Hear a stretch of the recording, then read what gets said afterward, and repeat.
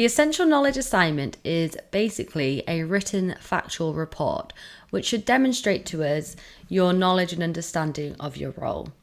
So write about specific workplace examples which show us how you get your job done safely, on time, and to the required industry standards.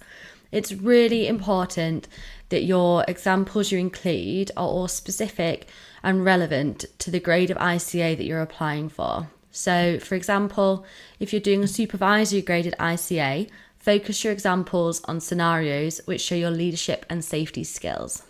When writing about your examples, it gets super detailed. Give us a step-by-step of what happened and really highlight where your skills and knowledge have come into play.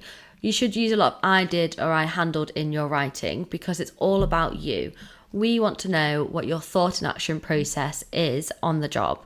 So once you've written about your examples, if you can, back them up with evidence-based documents like fault-finding reports or risk assessments, and basically make a reference to those in your report and include them as an attachment on your submission.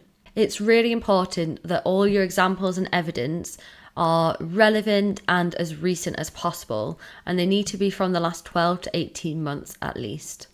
So it has been known for candidates in the past to send in a CV or resume in some form or a copy and pasted job description.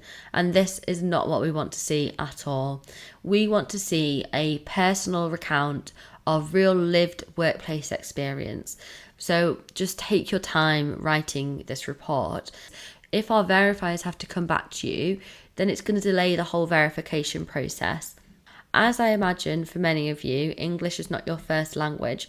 And so if the written part is something you struggle with, then just do your best. We're honestly not here to judge.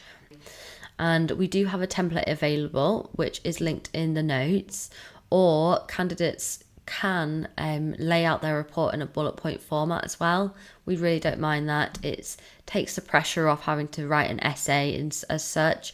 And it's easy for us to read, so go ahead and try that if you'd like. If you would like any further help or guidance information, we have guidance docs on the website, or our team is always on hand via phone or email, and I'll put the contact details in the notes too.